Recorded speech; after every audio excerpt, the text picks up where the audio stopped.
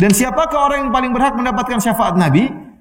Abu Hurairah bertanya, "Ya Rasulullah, man as'adun nasi bi syafaatika yaumal qiyamah?" Wahai Rasulullah, siapa orang yang paling berhak mendapatkan syafaatmu pada hari kiamat? Yang paling berbahagia?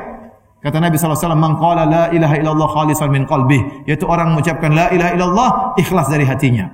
Ini dalil orang semakin ikhlas, semakin mudah mendapatkan syafaat Nabi sallallahu alaihi wasallam.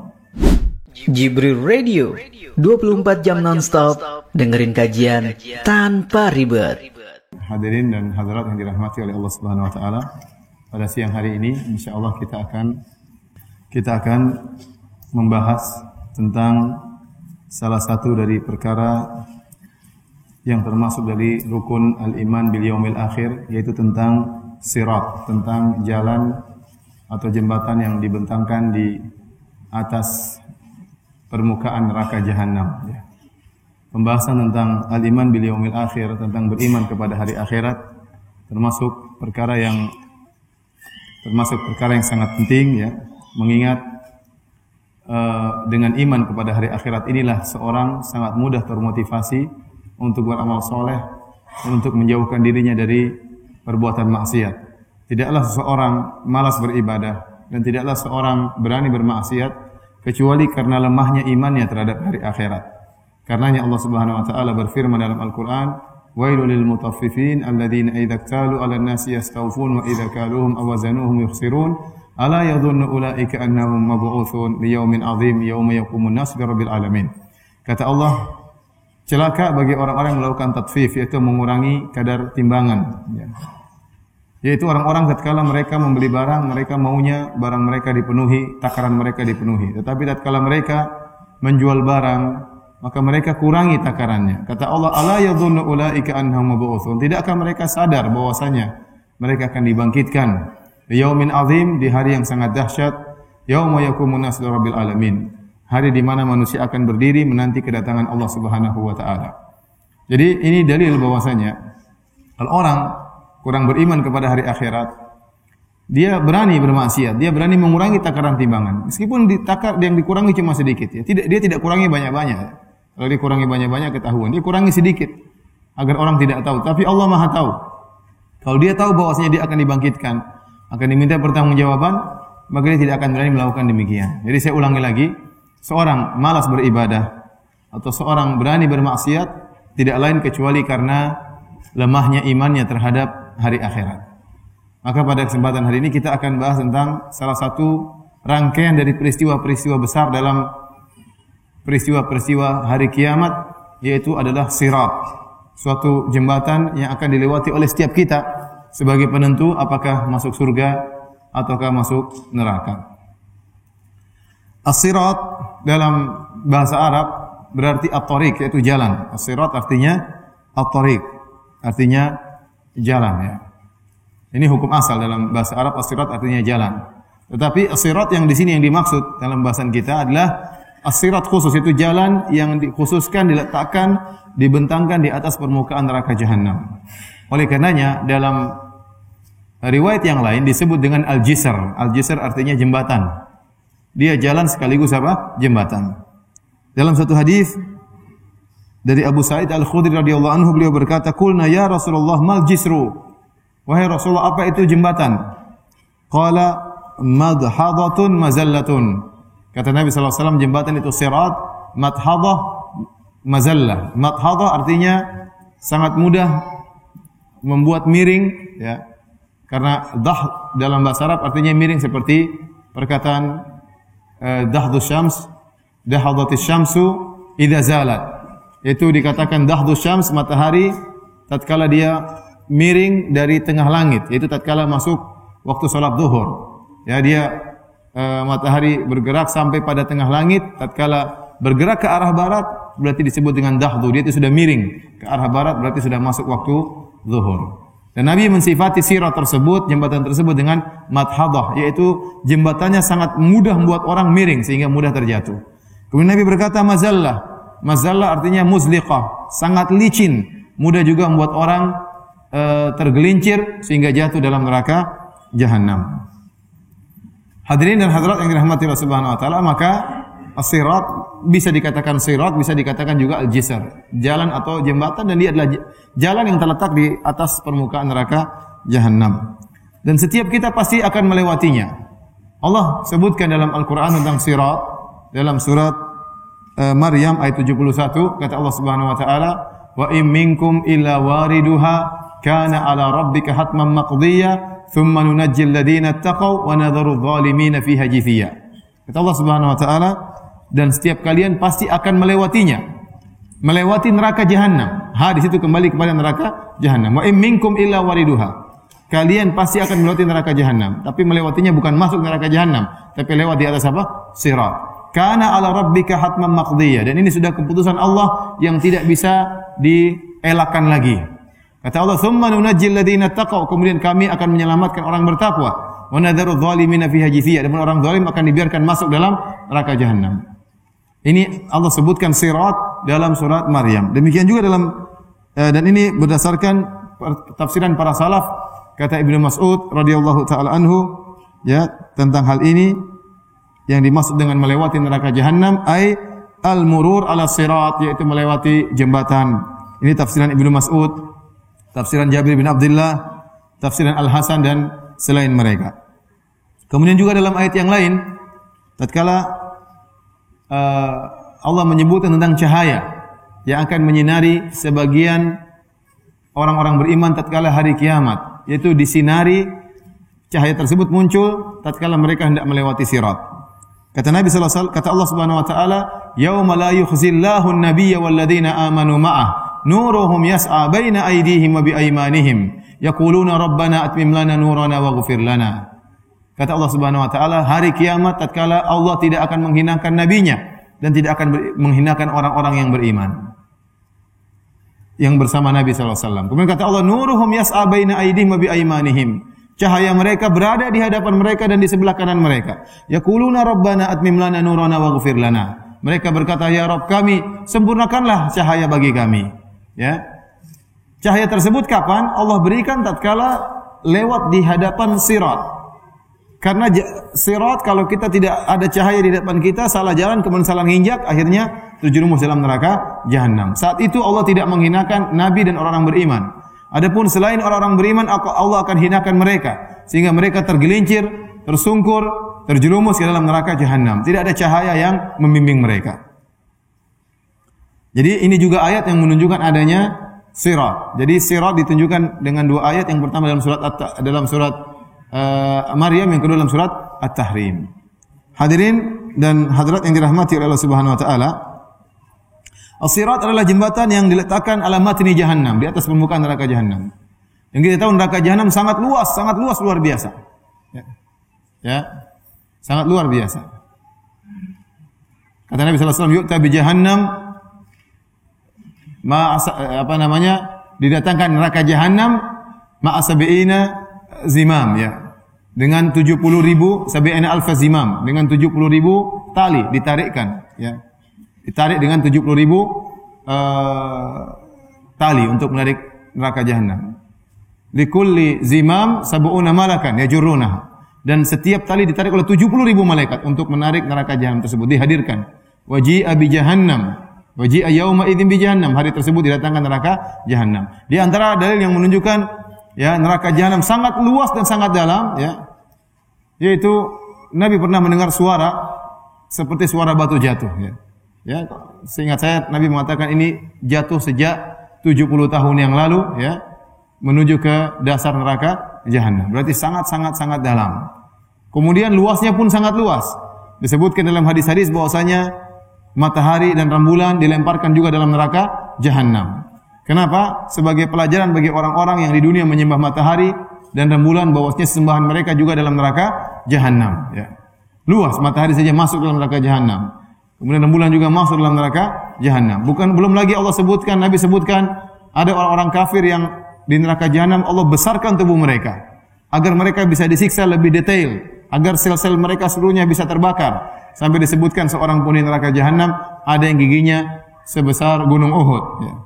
Ini menunjukkan neraka Jahannam sangat luas dan sangat dalam. Dan kalau kita tahu neraka Jahannam sangat luas, sementara sirat dibentangkan di atas permukaan neraka jahanam, berarti jembatan tersebut juga sangat panjang. Jembatan tersebut juga sangat panjang. Dalam Sahihain, dalam Sahih Bukhari dan Sahih Muslim, dari hadis Abu Hurairah radhiyallahu taala anhu, beliau berkata, yudrabus sirat, bahwasanya Nabi SAW bersabda, yudrabus siratu baina dhahrai jahannam. Sungguhnya sirat dibentangkan oleh Allah di atas permukaan neraka jahanam. Fa akunu ana wa ummati awwala man yujizuha. Maka aku dan umatku yang pertama kali melewati sirat tersebut, yang berhasil melewati sirat tersebut. Ini dalil bahwasanya setiap umat akan melewati sirat. Tetapi umat yang pertama melewati sirat adalah Nabi SAW dan umatnya. Kemudian kata Rasulullah SAW, wala yatakallamu yawma idzin illa rasul. Tidak seorang pun yang berani berbicara pada hari tersebut kecuali para rasul. Kenapa? Kondisi sangat mengerikan. Tidak ada yang berani berbicara. Semua terdiam. Hari sangat dahsyat. Hari penentuan antara surga atau neraka. Tidak ada yang berani berbicara. Hanya yang berbicara cuma para rasul, para utusan Allah. Apa pembicaraan mereka?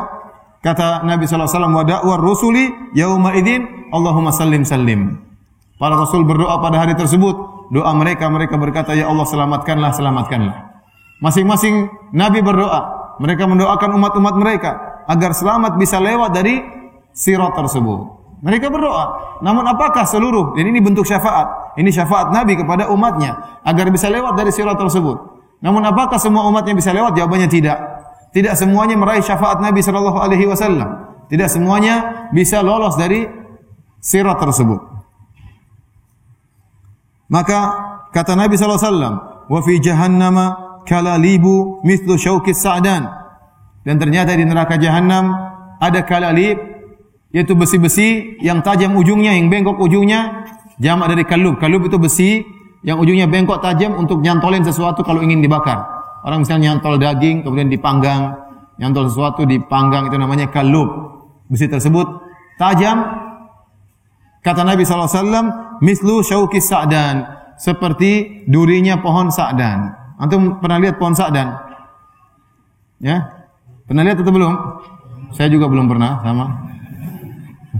Tapi ini fotonya seperti ini. Sudah lihat? Hah? Sudah? Jadi tajam-tajam seperti apa ya? Lihat belum? Udah. Namanya syaukus sa'dan, ya. Seperti duri dari pohon sa'dan, tajam-tajam. Tetapi bedanya, apa kata Nabi SAW? Hal ra'aitumus sa'dan? Pernahkah kalian melihat pohon sa'dan atau buah sa'dan? Qalu na'am ya Rasulullah, ya kami pernah lihat. Kata Nabi SAW, fa innaha mithlu syauki sa'dan.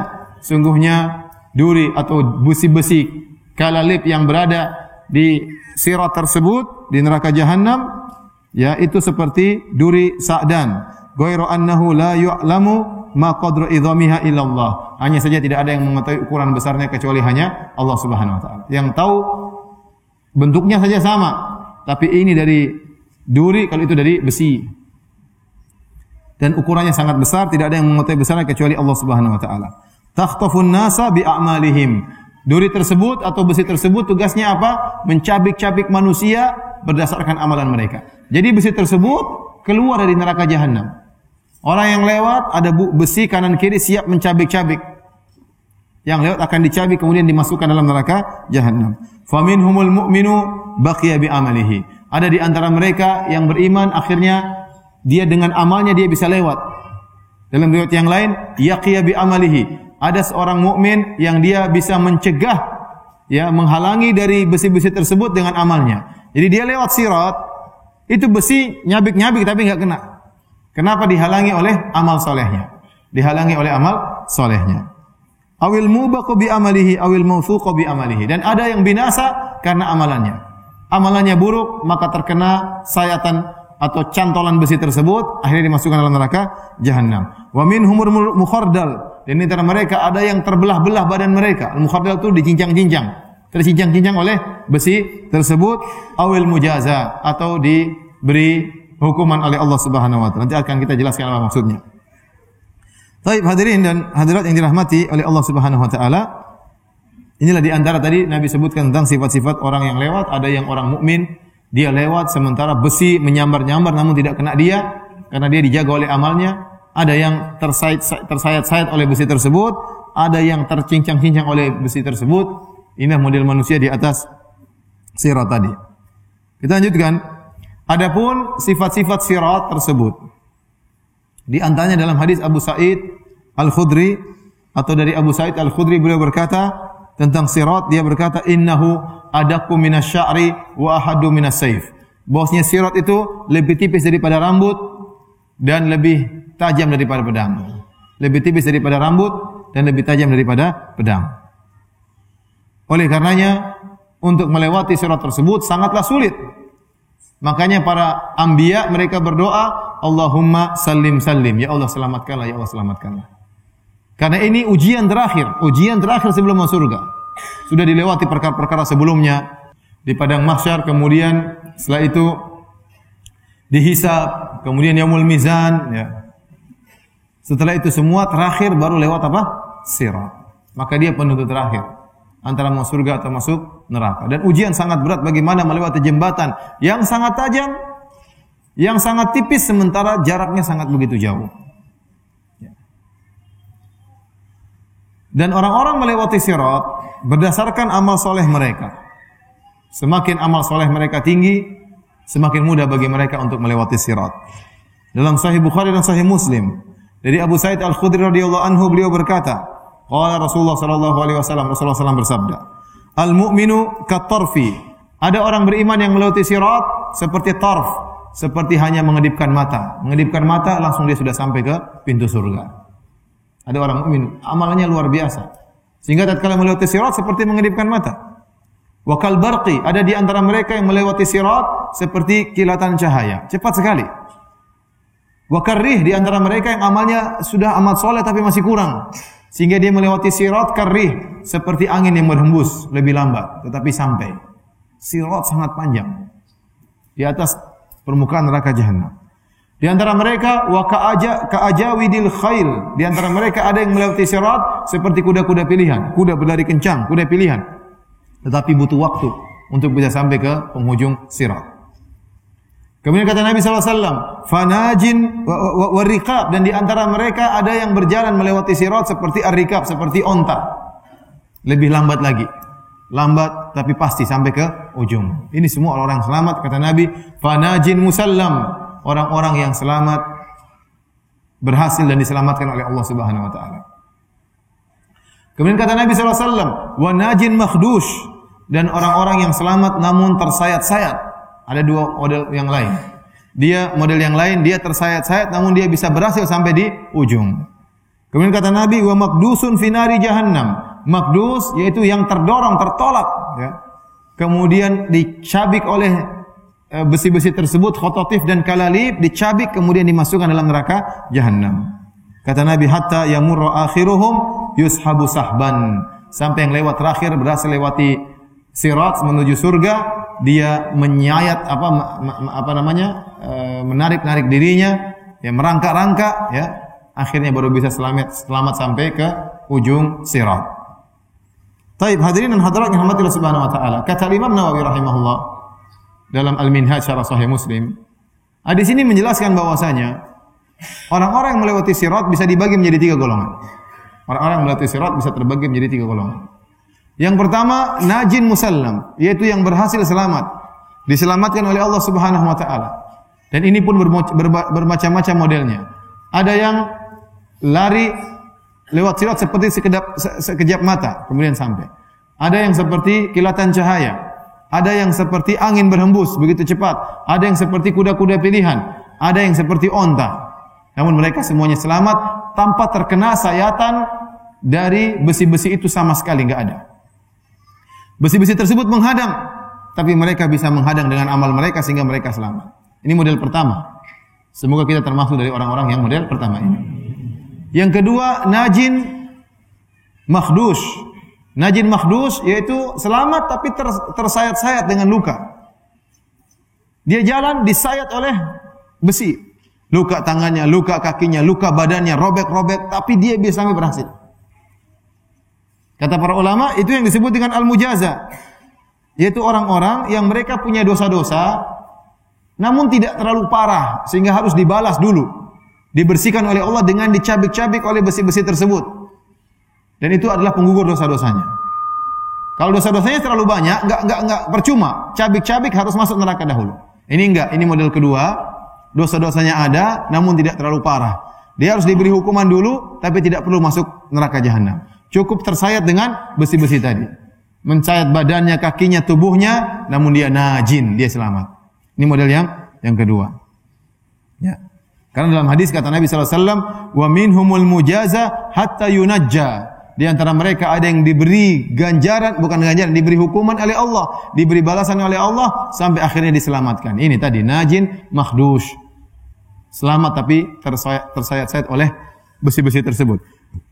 Kemudian yang ketiga, kata Nabi SAW, wa maqdusun fi nari jahannam, yang dosanya terlalu banyak sehingga disayat oleh besi, ditarik oleh besi, akhirnya dilemparkan dalam neraka jahannam. Jadi ada 3 model manusia yang melewati sirat.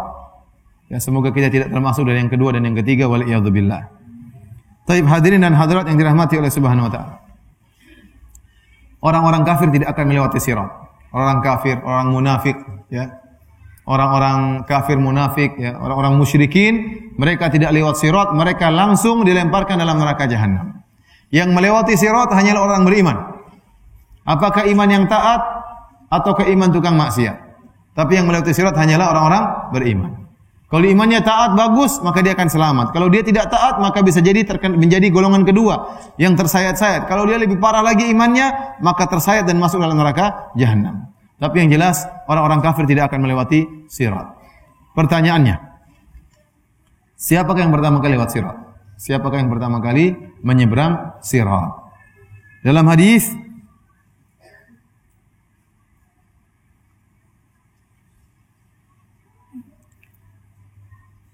Rasulullah SAW menjelaskan, orang yang pertama kali berhasil menyeberang sirat adalah fuqara'ul muhajirin. Orang-orang fakir di kalangan kaum muhajirin. Orang fakir. Dan demikianlah orang-orang fakir, mereka yang dahulu diselamatkan. Yang pertama kali nyebrang sirat, orang-orang fakir muhajirin. Yang pertama kali masuk surga, orang-orang fakir dari umat Muhammad SAW. Yang pertama kali minum dari telaga Nabi, juga orang-orang fakir dari kaum muhajirin.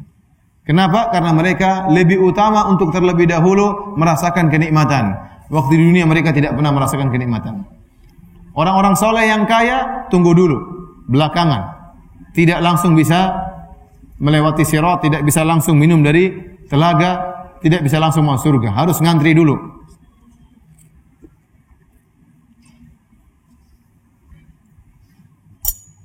Bukan berarti orang-orang kaya yang terlambat minum dari telaga, yang terlambat menyeberang jembatan, yang terlambat masuk surga, bukan berarti kedudukan mereka lebih rendah daripada yang di luar datang. Belum tentu.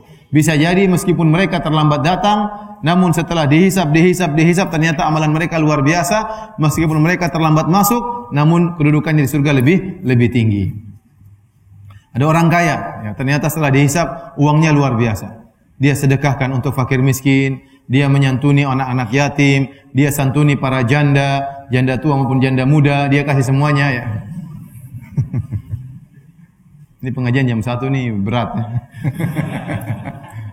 Dia santuni semuanya, ya. Setelah dihisap ternyata amalannya luar biasa. Meskipun dia masuk terlambat, surganya lebih tinggi. Walaupun orang-orang yang fakir, mereka lebih cepat duluan minum dari telaga, lebih cepat duluan lewati sirat, menyeberang sirat, lebih cepat duluan masuk surga karena hisab mereka cepat. Hisab mereka cepat. Aset mereka sedikit. Saya kemarin ceramah di Bondowoso, ya. Saya ceramah tentang telaga Nabi SAW. Saya sebutkan ini, bahwasanya orang-orang fakir terlebih dahulu minum dari telaga. Kenapa? Di antaranya karena hisab mereka sedikit. Beda saja antara HP modern dengan HP jadul. Kalau HP zaman sekarang, Masya Allah, lihat. Ada Facebooknya, ada Twitternya, ada Google-nya, ada Instagram-nya, ada apanya lagi? Masing-masing tuh hisabnya panjang. Instagram sendiri hisabnya panjang. Twitter sendiri hisabnya apa? Panjang. Facebook sendiri hisabnya apa? Panjang. Google sendiri hisabnya apa? panjang, WhatsApp juga hisapnya panjang. Emang komentar-komentar nggak dihisap, hisap semuanya. Hisapnya panjang. Sementara orang yang HP-nya jadul, nggak ada isinya. Jadul paling apa? Nggak ada internetnya. Cuma daftar nomor telepon sama daftar utang. Ya. Saya bisa lama tersebut. Kemudian kita makan-makan di Bondowoso, ada ikhwan yang punya restoran. Maka terus ada satu bilang, Ustaz, yang Ustaz bilang tadi benar. Apa? Lihat Ustaz, HP saya HP jadul. Cuma ada daftar nama sama daftar utang katanya. Padahal saya bercanda, tapi bilang benar Ustaz, nih daftar utangnya, ini daftar namanya. Benar, ini ada orang seperti itu ternyata. Jadi ya, mereka hisapnya cepat. Orang kaya hisapnya panjang. Kata Nabi SAW, inna fuqara ummati yadkhulunal jannah qabla al-ghina bi 500 sana. Orang-orang fakir dari umatku masuk surga 500 tahun sebelum orang kaya. Hisapnya cepat.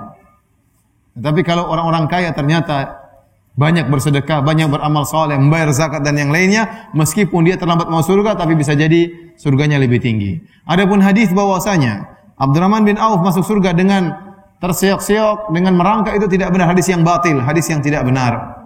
Tidak benar.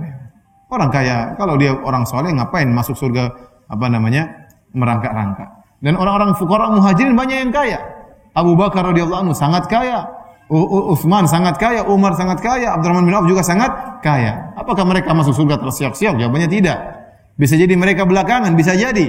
Tetapi setelah mereka masuk surga, surga mereka lebih tinggi. Namun bagaimanapun orang miskin terlebih dahulu.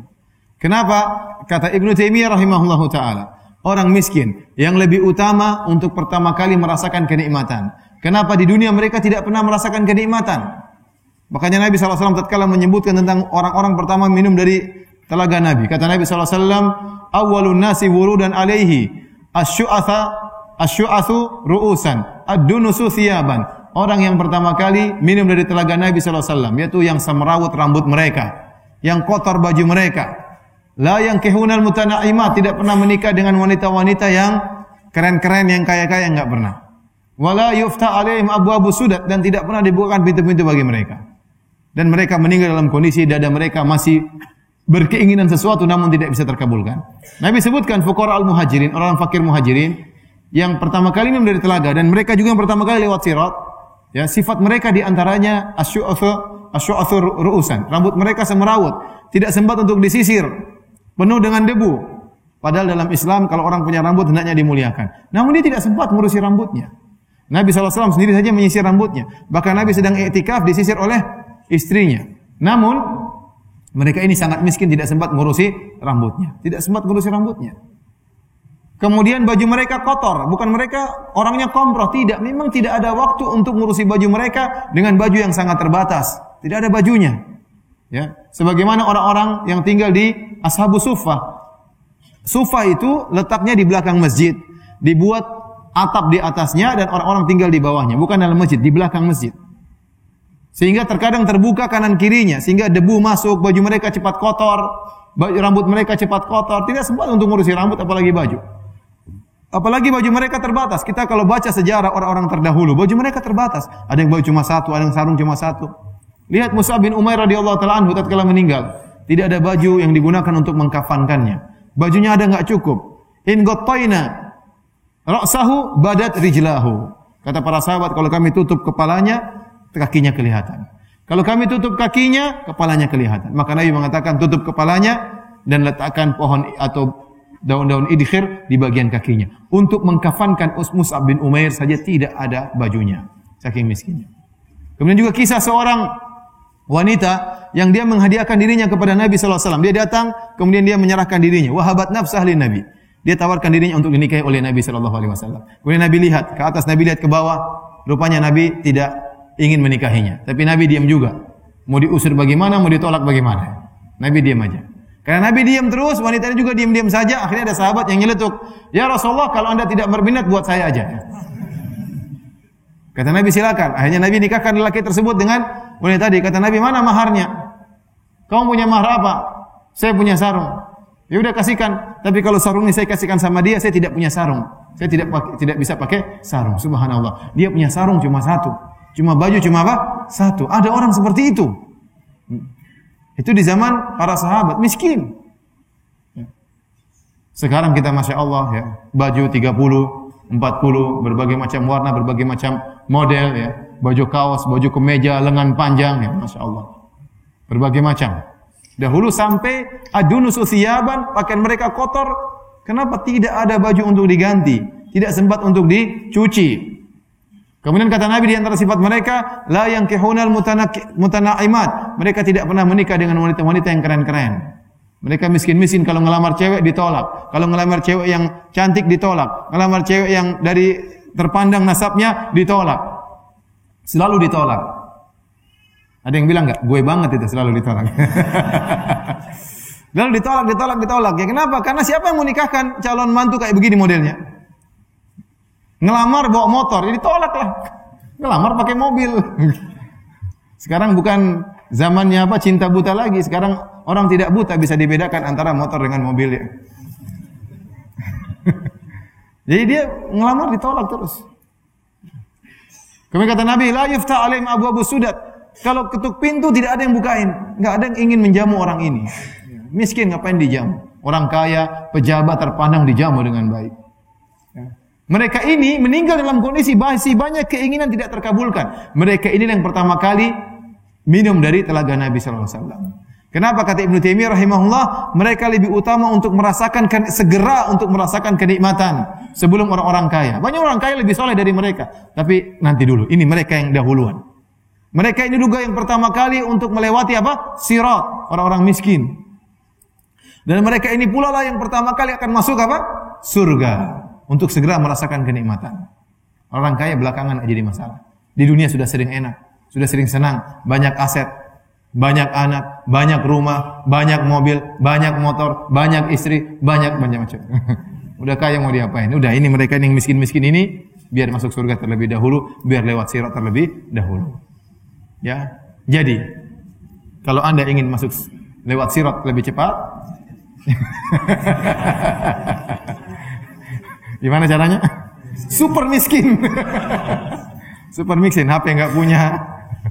Nah, jadi ingat, syariat tidak menyuruh kita miskin, tidak. Tapi ini berbicara tentang kenyataan. Ada sekelompok manusia yang modelnya seperti ini. Sehingga mereka lebih dahulu untuk jangan disalahpahami ya. Syariat Islam mendukung orang miskin, tidak. Dalam Al-Qur'an banyak. Allah mengatakan wa anfiqu. Berinfaklah banyak sekali ayatnya.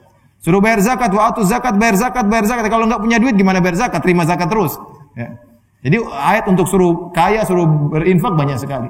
Tapi kita berbicara kenyataan, memang ada orang-orang yang seperti itu.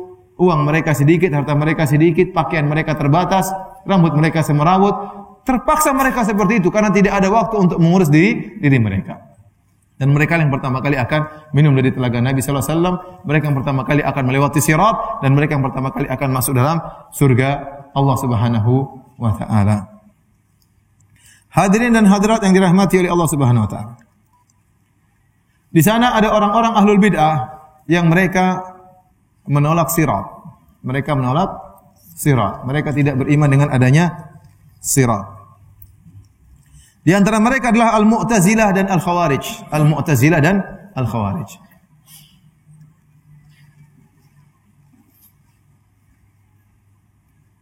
Adapun orang-orang Khawarij dan Mu'tazilah, mereka memahami ayat firman Allah, wa in minkum illa wariduha.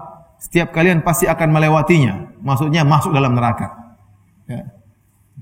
Masuk dalam neraka. Sehingga mereka mengatakan ayat ini tidak ada kaitan dengan sirat. Tidak ada kaitannya dengan sirat. Padahal yang benar, huruf di situ bukan berarti masuk, tapi cuma apa? Lewat. Sebagaimana ditafsir oleh para sahabat. Ya. Kemudian, ya, sebagian mereka menolak dengan akal. Mereka mengatakan bahwasanya, kalau seorang masuk surga harus lewat sirat, sementara sirat tipis seperti itu, berarti butuh keahlian dong. Berarti yang ahli yang bisa selamat, yang nggak bisa ahli masuk neraka dong. Yang kurus-kurus saja yang bisa lewat, yang gemuk-gemuk bagaimana? Begitu nginjak sirat, terbelah dua. Nginjak sirat, tergelincir. Ya, berarti harus latihan dulu di dunia supaya bisa lewat apa? Sirat. Jadi mereka tolak dengan akal.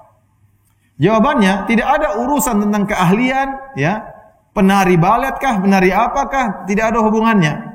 Ini semua yang bisa membuat orang lewat dari sirat adalah orang yang beramal soleh.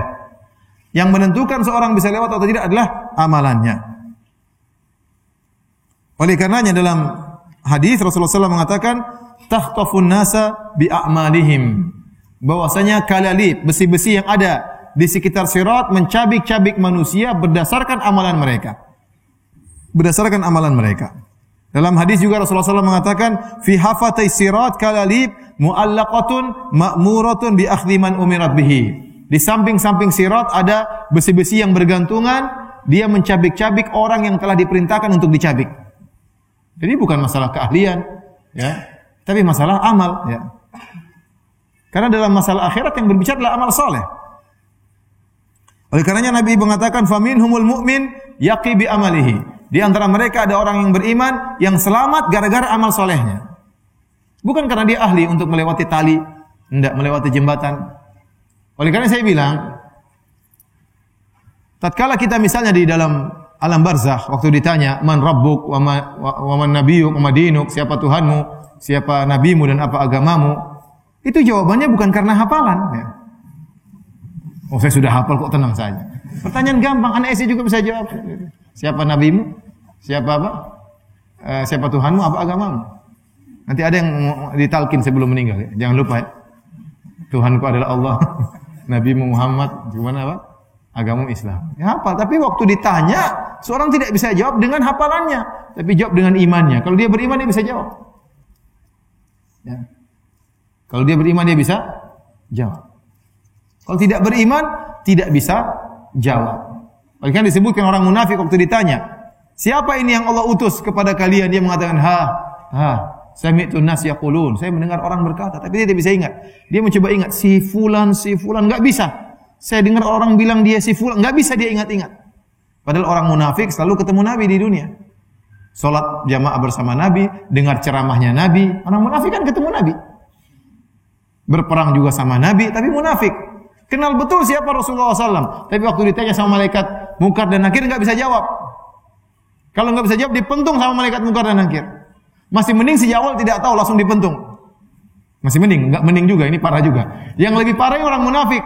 Jadi dia sudah pernah ingat tapi dia lupa. Mau dipentung sebentar, saya ingat. Siapa sebentar enggak ingat-ingat. Telung. Jadi jawabnya dengan apa? Dengan iman.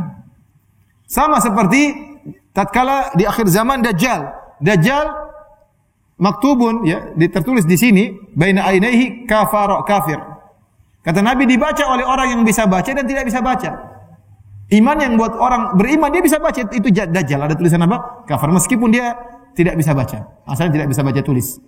Tapi dengan imannya Allah menjadikan dia bisa apa? Membaca. Sama seperti sirat. Kalau untuk lewat sirat bukan ahli. Latihan dulu di dunia, ya. Pegang keseimbangan lewat latihan apa? Latihan lewat sirat. Enggak ada urusannya. Enggak ada urusannya. Enggak ada urusannya. Yang buat dia selamat adalah amalannya. Makanya amal yang buat dia bisa berjalan.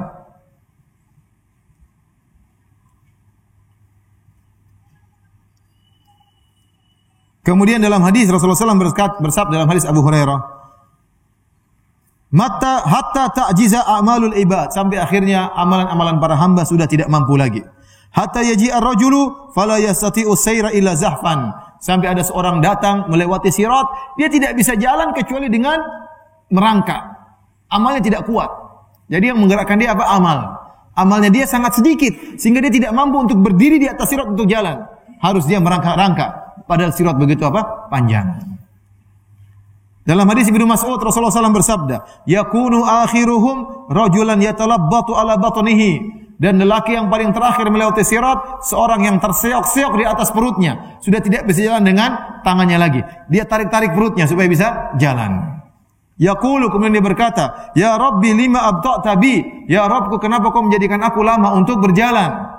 Kata Nabi, kata Allah Subhanahu wa taala, innama abta'a bika amaluka, yang buat kau lambat adalah amalanmu. Jadi bukan masalah keahlian untuk lewat sirat, amalan yang menentukan. Dari sini para hadirin dan hadirat, saya ingatkan, tidak ada perkara yang paling bisa menyelamatkan kita seperti amal soleh. Benar, mungkin ada orang beri syafaat kepada Anda, mungkin orang tua bisa beri syafaat, mungkin ustaz bisa beri syafaat, mungkin anak bisa beri syafaat, ya. Orang-orang saleh bisa beri syafaat, tapi itu perkara kedua. Yang pertama, amalan Anda benar atau tidak? Karena tidak boleh orang memberi syafaat kecuali dengan izin Allah Subhanahu wa taala. Ya. Wa kam min malakin fis samawati la tughni syafa'atum syai'an illa min ba'di ay ya'dzana Allahu liman yasha'u wa yarda. Kata Allah, betapa banyak malaikat di langit, percuma syafaat mereka, kata Allah, tidak bermanfaat kecuali setelah diizinkan oleh Allah dan kepada orang yang Allah ridhoi. Jadi dia beri syafaat harus minta izin dulu. Yang kedua, syafaat tersebut harus kepada orang yang Allah ridhoi. Kalau Allah tidak ridhoi, tidak bisa. Apa kata Rasulullah sallallahu alaihi wasallam kepada bibinya Sofiyah? Ya Sofiyatu ammatu Rasulillah sallallahu alaihi wasallam. La ugni anki minallahi syai'a. Anki di nafsak. Kata Nabi sallallahu alaihi wasallam, wahai Sofiyah, bibinya Rasulullah sallallahu alaihi wasallam, selamatkanlah dirimu. Aku tidak bisa menyelamatkan engkau sama sekali dari Allah Subhanahu wa taala. Bukan cuma bibinya. Dia berkata kepada putrinya, "Ya Fatimatu bintu Muhammadin, salini mimali ma syi'ti." Wahai Fatimah, putrinya Muhammad, mintalah harta dariku yang kau kehendaki, aku akan berikan. Tapi ingat, la ugni anki minallahi syai'a. Aku tidak bisa menolongmu sama sekali. Itu Nabi ucapkan kepada putrinya. Bukan berarti Nabi tidak bisa beri syafaat kepada putrinya. Bisa, tapi Nabi ingatkan, saya hanya bisa beri syafaat kalau Allah izinkan, kalau enggak bisa. Percuma. Dan siapakah orang yang paling berhak mendapatkan syafaat Nabi? Abu Hurairah bertanya, "Ya Rasulullah, man as'adun nasi bi syafaatika yaumal qiyamah?" Wahai Rasulullah, siapa orang yang paling berhak mendapatkan syafaatmu pada hari kiamat, yang paling berbahagia? Kata Nabi sallallahu alaihi wasallam, "Man qala la ilaha illallah khalisan min qalbih," yaitu orang mengucapkan la ilaha illallah ikhlas dari hatinya. Ini dalil orang semakin ikhlas, semakin mudah mendapatkan syafaat Nabi sallallahu alaihi wasallam. Orang yang semakin beramal soleh, tidak mengharapkan pujian, tidak mengharapkan sanjungan, tidak mengharapkan dunia dari amal solehnya, maka dia semakin mudah meraih syafaat Nabi sallallahu alaihi wasallam. Ternyata syafaat Nabi tidak mengenai semua orang. Lihat tatkala orang-orang melewati sirat, Nabi berdoa, Allahumma sallim sallim. Ya Allah, selamatkan, selamatkan. Apakah semuanya selamat? Tidak. Ternyata tidak semua orang berhak mendapatkan syafaat Nabi sallallahu alaihi wasallam. Kemudian saya dengar di YouTube ada orang ceramah, nanti kalau saya masuk surga, saya tidak akan masuk surga sampai murid saya semuanya masuk dulu. Ya akhi, ente siapa? Yang bilang ente masuk surga siapa? Yang kedua, kalau ente masuk surga, emang ente bisa ngatur-ngatur, mau atur Allah, tunggu dulu, yang lain dulu masuk. Enak aja. Berani sekali ngomong seperti itu. Ya akhi. Nabi saja berdoa kepada orang lewat sirat, enggak berhasil. Umatnya tidak berhasil. Tidak ada seperti itu. Saya ingat ada seorang ustaz ceramah, Nabi nanti di surga, dia umatnya dulu masuk, baru masuk sama Nabi. Ini palsu, itu hadis palsu. Tidak ada hadisnya, itu karangan ustaz itu sendiri, jangan didengar. Nabi saja waktu di sirat, dia mengatakan, Allahumma sallim sallim. Ya Allah, selamatkan. Tidak semuanya selamat. Maka saya katakan, jadi ustaz ini membohongi orang-orang, membodoh-bodohi murid-muridnya. Muridnya dengar seperti itu, semakin dekat sama ustaz. Wah, tenang aja, yang penting sama ustaz. Nanti ustaz enggak mau surga kecuali kita mau surga. Ya kan begitu. Dia obral-obral surga seperti itu, ya akhi. Nanti kalau surga dibuka, saya tidak masuk kecuali murid-murid itu semua masuk. Kira-kira murid-muridnya yang bahlul tadi ngomong apa? Enak dong sama ustaz. Kita masuk surga, kalau kita belum masuk, ustaz enggak mau masuk. Yang bilang ustaz kamu masuk surga siapa? Subhanallah. Terlalu pede, obral apa? Surga. Bodoh-bodohin umat. Tidak benar seperti itu. Oleh karena para hadirin Allah Subhanahu wa taala, tidak ada yang paling bisa menyelamatkan kita seperti amal soleh kita. Kalau amal soleh kita baik, maka Allah akan izinkan orang lain memberi syafaat kepada kita. Kalau tidak, tidak ada izin. Kalau tidak, tidak ada izin. Maka jangan pernah berharap kepada orang lain beramal soleh. Dalam Al-Quran banyak sekali. Man amila salihan, barang siapa beramal soleh. Wa may ya'mal minas solihat, barang siapa beramal soleh. Banyak sekali. Syarat masuk surga harus beramal soleh. Kalau Anda beramal soleh, Anda diridhoi oleh Allah, maka ada orang yang akan bisa beri syafaat kepada Anda. Tapi kalau Allah tidak meridhoi Anda, percuma, siapapun beri syafaat tidak akan bermanfaat. Malaikat tidak bermanfaat, Nabi beri syafaat tidak bermanfaat. Apalagi hanya ustaz.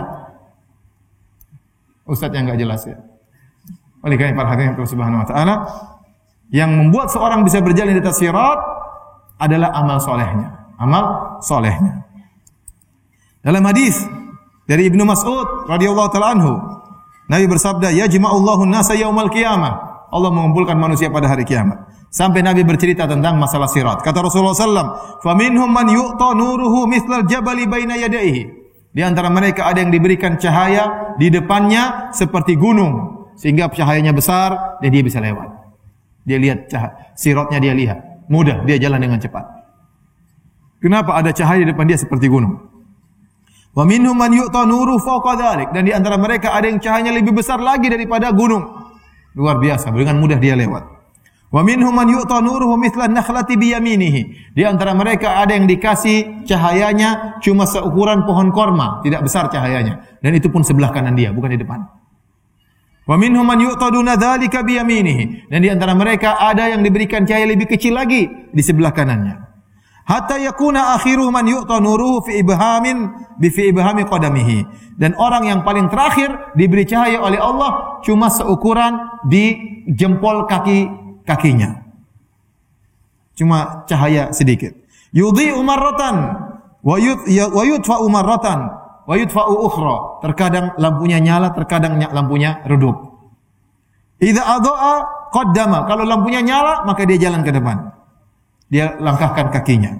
Qaddama qadamahu. Wa idza atfa'a qama. Kalau ternyata lampunya mati, dia diam, tidak berani jalan.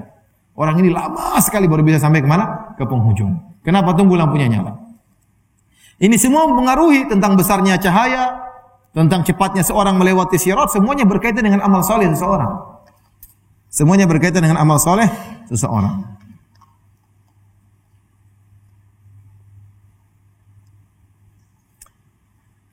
Kemudian ada lagi yang menolak sirat, ahlul bidah, dengan berkata, ngapain orang-orang mukmin masuk surga diazab?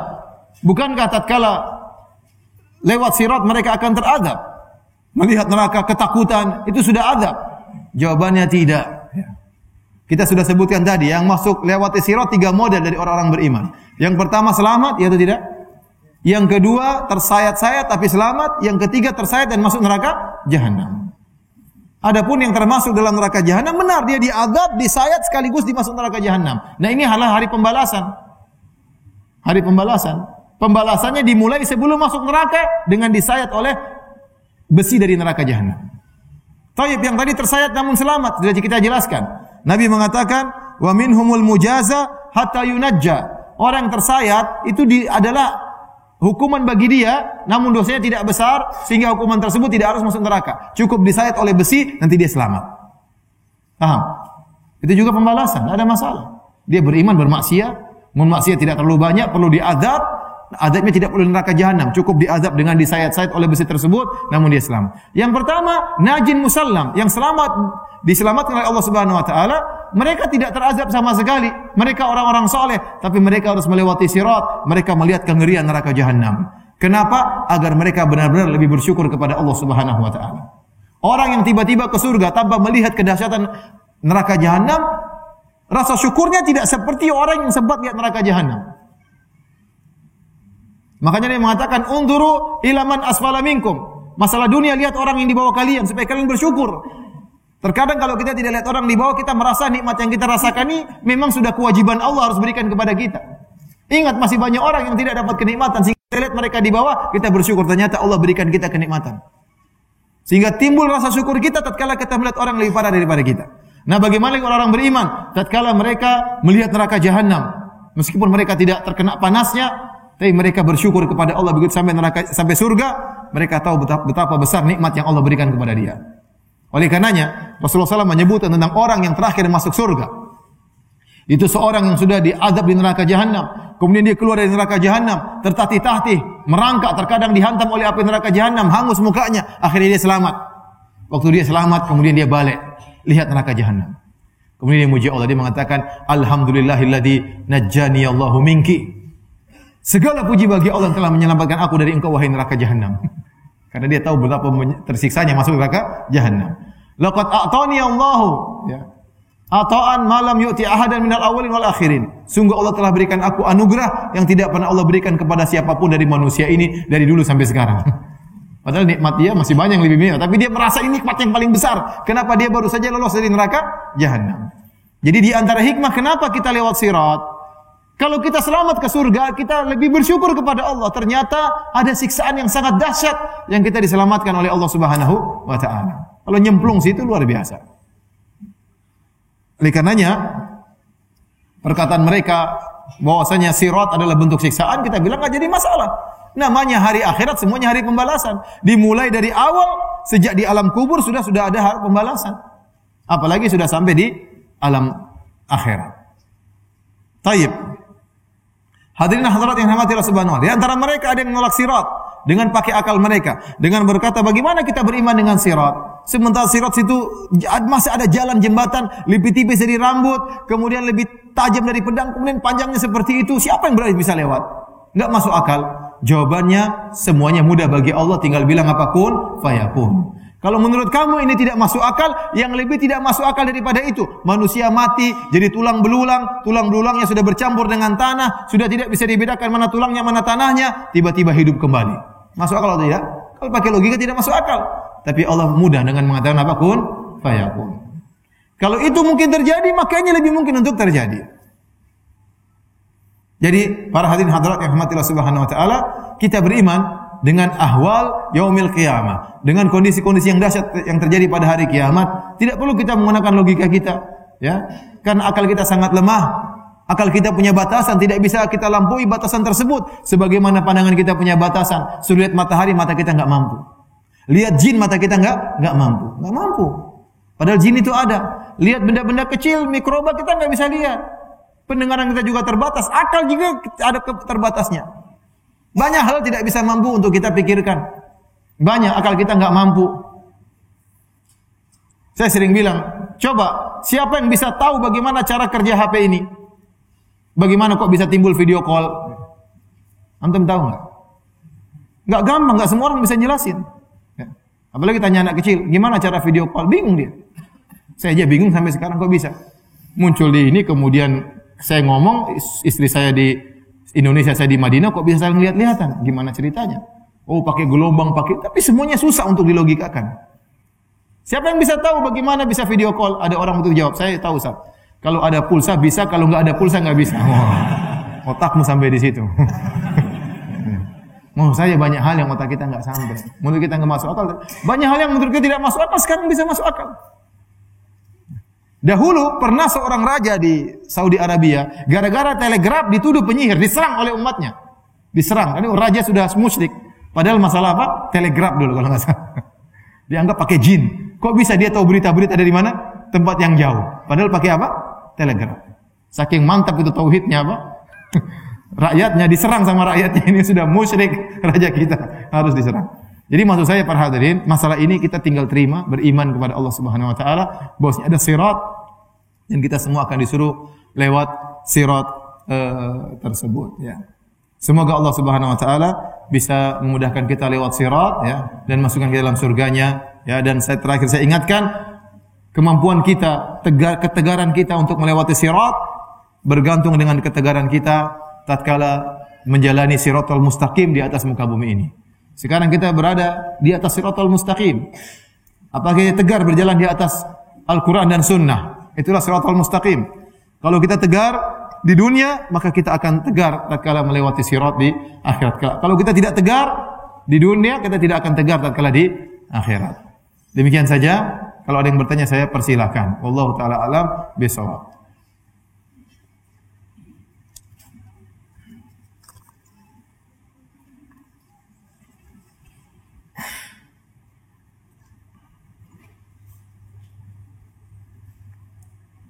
Tentang siratal mustaqim, tentang adanya kisah burung buruk yang akan membawa kaum muslimin yang tersebar dari neraka dengan sayapnya. Apakah benar kisah tersebut? Saya baru dengar kisah ini. Lagi pula buruk itu bukan burung, ya. Buruk itu hewan, ya. Dia lebih besar daripada himar, tapi lebih kecil daripada begal, ya. Dia tidak terlalu tinggi, tidak terlalu pendek, ya. Tapi dia bukan burung, dia hewan, ya. Hewan tapi bukan burung. Tapi ada kisah burung buruk kemudian ngambilin orang-orang di neraka. Saya enggak pernah dengar apa? Hadisnya. Coba tanya yang bilang hadis ini riwayat siapa, ya? Jangan-jangan hadis riwayat orang Indonesia, ya. Apakah ruh atau jasad yang akan melewati sirat? Ruh dan jasad. Kita dibangkitkan ruh dan jasad ya ikhwan. Ruh dan jasad dibangkitkan. Jasad dikembalikan lagi. Ya, kata Nabi SAW, semua bagian tubuh manusia akan sirna kecuali ajabudzam, kecuali tulang ekor yang tersisa. Nanti Allah turunkan hujan, kemudian tumbuhlah manusia dari tulang ekor yang sangat kecil tersebut, tumbuhlah, maka kemudian jadi ruhnya dan jasadnya kembali. Itulah yang akan merasakan di padang mahsyar di hari kiamat, ya, sampai di surga atau di neraka. Para ulama membagi kehidupan, fase kehidupan. Kalau di dunia yang dominan adalah jasad, namun ruh terikut. Kalau jasad seorang sakit, terkadang ruhnya juga ikut sakit. Kalau di alam barzakh yang menjadi dominan adalah ruh, jasad terkadang ikut. Di alam akhirat, setelah kita dibangkitkan, maka ruh dan jasad sama-sama dominan. Jadi yang merasakan nikmatlah ruh dan jasad, yang merasakan siksaan juga ruh dan jasad. Yang melewati sirat juga ruh dan jasad. Apakah jasad seperti jasad kita di dunia? Jawabannya tentu tidak. Kalau jasad di dunia, kemudian di bawah terik matahari, satu hari sudah mati. Ya. Ini di bawah terik matahari ya, sampai ribuan tahun. Ya. Bahkan mataharinya dalam jarak 1 mil. Jadi kita dibangkitkan dengan jasad, tapi jasadnya dimodifikasi. Orang-orang penghuni neraka jahanam dibangkitkan dengan jasad yang spesial. Diazab enggak mati-mati. Dibakar hangus enggak mati-mati. Ya. Mereka bisa melihat jin, mereka bisa melihat iblis. Sekarang mereka belum bisa lihat. Nanti di neraka mereka ngobrol sama iblis, bertemu dengan jin, melihat malaikat menjaga neraka jahanam. Disiksa enggak mati-mati, dibakar enggak mati-mati.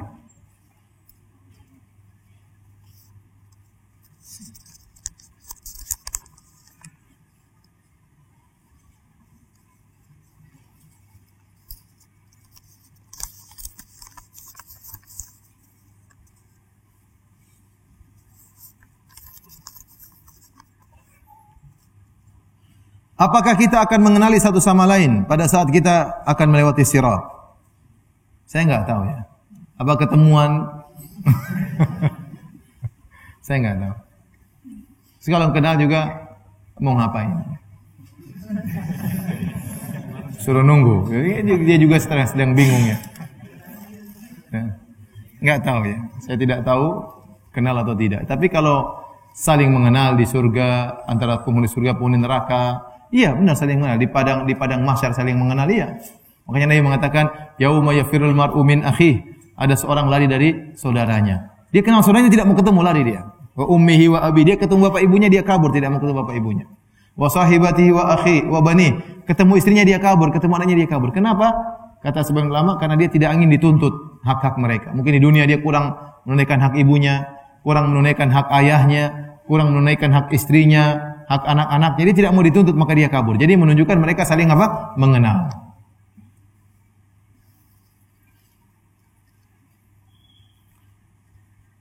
Saya lupa dalam hadis yang lain disebutkan setelah orang-orang lewat sirat, maka mereka yuhbasun, mereka dikumpulkan dalam jembatan yang lain.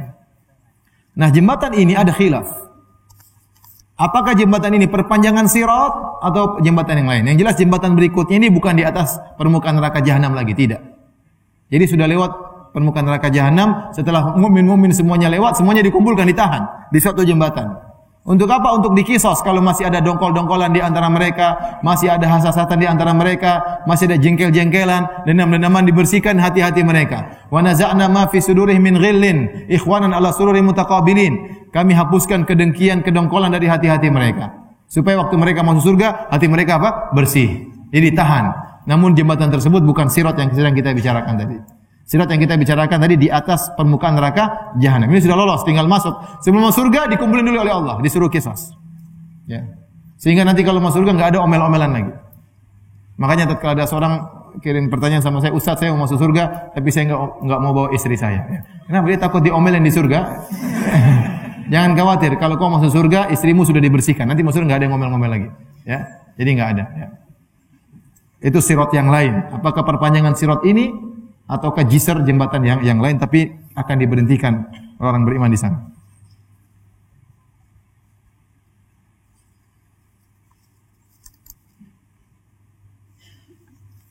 Ustaz, kaum Khawarij, Mu'tazilah, apakah tinggal sejarah Apakah di antara kita masih ada orang-orang Khawarij, masih ada orang-orang Mu'tazilah. Orang-orang Khawarij disebut oleh para ulama contohnya ISIS. Mudah mengkafirkan orang kaum muslimin, mudah membunuh kaum muslimin. Kaum muslimin diperangi, orang kafir penyembah berhala tidak diperangi. Itu ciri orang Khawarij. Ya. Mu'tazilah masih banyak. Ya. Yang mengatakan Al-Quran itu makhluk sampai sekarang masih ada. Ya. Yang mengatakan Allah tidak di atas tapi istaula berkuasa itu perkataan Mu'tazilah. Dinukilkan oleh Abu Hasan Al-Asy'ari dalam kitabnya Maqalatul Islamiyin. Mu'tazilah berkata, mereka mengingkari Allah beristiwa di atas arsy. Kata mereka Allah menguasai arsy. Itu perkataan Mu'tazilah. Dia mau enggak mau itu perkataan Mu'tazilah. Belum lagi masalah takdir, banyak mengingkari takdir pendapat Mu'tazilah. Masih banyak. Mereka tidak menamakan diri mereka Mu'tazilah, tapi pemikiran Mu'tazilah ada pada mereka. Paham?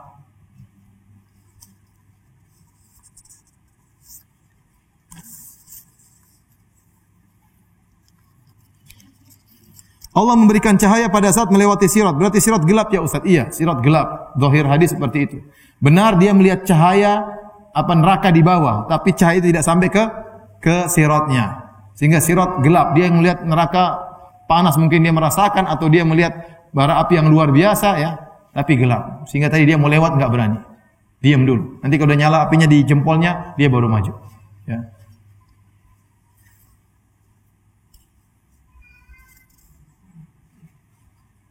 Tadi kan Ustaz bilang orang yang selamat tersayat-sayat itu dosanya tidak besar.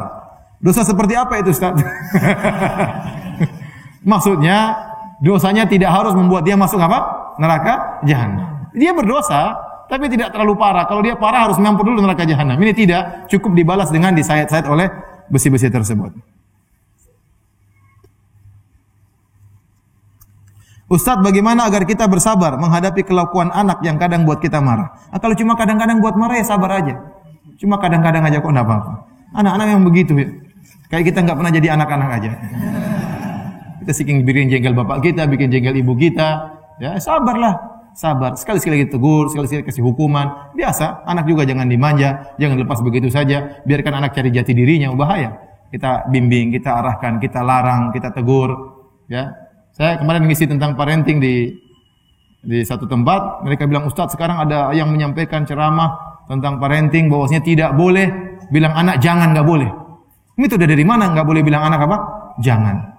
Ngambil dari metode orang Barat. Memang orang Barat anaknya pada berbakti sama orang tuanya. Bilang jangan, nggak boleh bilang jangan. Terus kalau melarang, pokoknya jangan bilang jangan. Gimana nggak bilang jangan? Kalau ini nggak boleh, jangan, haram, gimana? Metode orang Barat mau dipakai, emang orang Barat anak-anaknya berbakti sama orang tuanya, durhaka pada durhaka. Akhirnya apa? Anak tidak pernah dilarang, besar-besar kurang ajar sama orang tuanya. Kenapa dia nggak pernah dilarang? Mau apa saja yang penting kita arahkan. Ada waktunya kita larang, nggak boleh. Ini haram, nggak boleh nak, kamu di luar dalam rumah nggak boleh keluar. Ada saatnya kita begitu.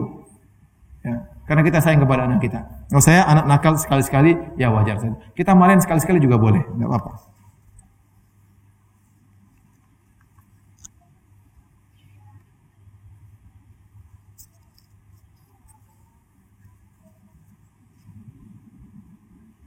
Apakah seorang hamba yang tercabik-cabik melewati sirat tapi selamat, apakah akan kembali menjadi semula? Iya, akan kembali menjadi semula. Masuk surga tercabik-cabik apa manfaatnya? Akan kembali semula.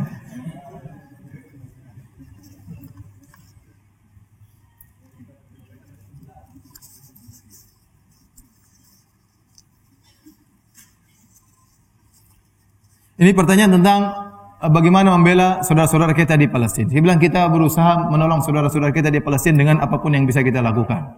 Bisa dengan harta, bisa dengan pemikiran, bisa dengan tenaga, ya, bisa dengan bantuan, ya. Apapun yang bisa kita lakukan. Ya. Alhamdulillah banyak saudara-saudara kita yang memerlukan biaya, ya. Ya. Yang penting adalah bukti nyata bahwasanya kita membantu. Kalau orang ngomong-ngomong saja banyak yang bisa ngomong, ya. Tapi praktek nyata di mana? Ya, praktek nyata. Yang penting kita berusaha, minimal kita mendoakan. Jangan terlalu termakan dengan berita. Ya. Saya bilang jangan terlalu termakan dengan berita. Menuduh negara ini tidak perhatian, hati-hati. Ya, hati-hati. Atau sebaliknya, negara ini perhatian ternyata di baliknya banyak hubungan dengan Yahudi misalnya. Maka jangan terlalu termakan dengan apa? berita. Anda apa yang bisa Anda lakukan terbaik bagi saudara kita di Palestina, lakukan. Minimal kita mendoakan mereka semoga Allah memberikan kemudahan bagi mereka ya. Kalau bisa bantu dengan bantuan uang silakan ya. Sebagian orang bilang contoh sederhana. Atau enggak pernah bantu-bantu ya. Waktu Radio Rojak ngumpulin berapa puluh miliar untuk Palestina. Yang bilang-bilang itu tukang celah-celah sudah ngumpulin berapa? Ya, sederhana maksud saya, terkadang enggak perlu kita bicara banyak ya. Yang penting ada benar-benar kita ingin membantu dan membantu dengan berbagai macam cara.